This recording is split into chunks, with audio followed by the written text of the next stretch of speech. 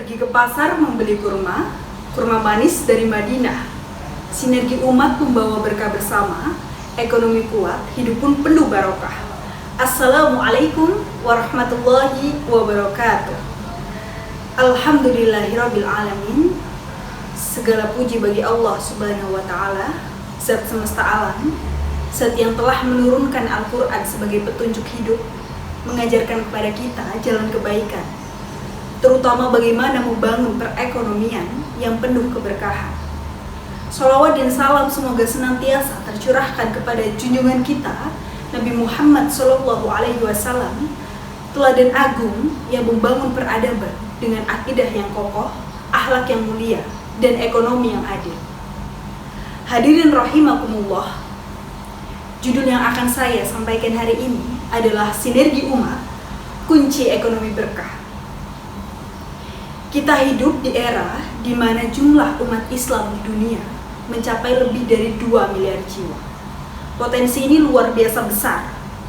Tapi kita harus jujur bahwa sebagian besar negara berpenduduk muslim masih bergulat dengan kemiskinan, ketimpangan, bahkan ketergantungan ekonomi. Mengapa?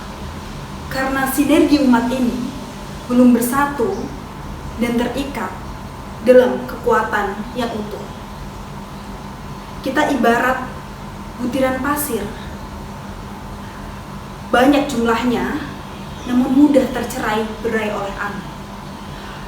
Padahal Allah telah memerintahkan kita dalam Quran surat Al-Maidah ayat 2 yang berbunyi, wa ta'awanu 'alal birri wat taqwa wa la ta'awanu 'alal ismi wal 'udwan. Dan saling tolong-menolonglah kamu dalam kebaikan dan takwa, dan jangan saling menolong dalam dosa dan permusuhan. Ayat ini bukan sekedar perintah moral, tetapi juga strategi membangun kekuatan ekonomi. Ekonomi yang berlandaskan ta'awun, tolong-menolong, akan melahirkan keadilan, kesejahteraan, dan keberkahan. Bahkan Rasulullah SAW pun mengibaratkan orang-orang beriman itu seperti satu tubuh. Jika satu bagian sakit, seluruh tubuh akan merasakan sakitnya. Begitulah seharusnya kita memandang keadaan ekonomi umat. Jika satu bagian terpuruk, yang lain wajib menguatkan. Hadirin yang dimuliakan, sejarah mencatat sinergi adalah kunci kejayaan ekonomi Islam. Ketika Rasulullah SAW hijrah ke Madinah, beliau mempersaudarakan kaum Muhajirin dan kaum Ansor. Mereka berbagi lahan, modal, bahkan pasar. Nabi mendirikan pasar Madinah untuk mencegah monopoli dan memastikan perdagangan yang adil. Beliau juga mengelola zakat, infak, dan wakaf, bukan hanya sebagai santunan, tapi juga sebagai modal pemberdayaan ekonomi. Inilah sinergi dalam praktik nyata, menggabungkan sumber daya, menghapus kesenjangan, dan memastikan keberkahan merata.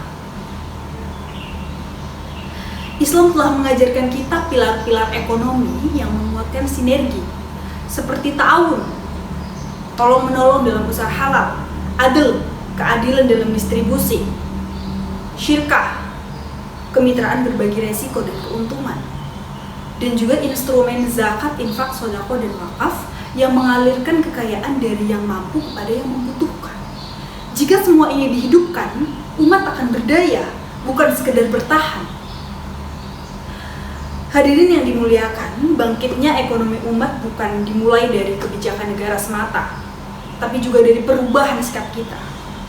Mari kita mulai dari hal kecil namun bermakna, seperti mendukung produk dan usaha saudara muslim, membangun koperasi syariah, mengembangkan wakaf produktif, dan mengedepankan etika bisnis yang jujur. Karena kita bukan hanya mengejar keuntungan, tetapi juga keberkahan. Allah mengingatkan kita dalam Quran surat Ar-Ra'd ayat 11 yang berbunyi, Innallaha la yukhayyiru ma biqaumin hatta yukhayyiru ma bi anfusihim. Sesungguhnya Allah tidak akan merubah keadaan suatu kaum sampai mereka mengubah keadaan diri mereka sendiri. Maka dari itu, mari kita ubah pola pikir kita dari bersaing menjadi bersinergi, dari mementingkan diri sendiri menjadi membangun bersama.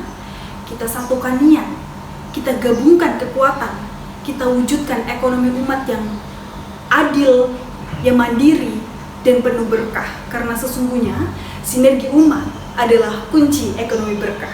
Wallahu muwaffiq ila aqwamit thoriq. Wassalamualaikum warahmatullahi wabarakatuh.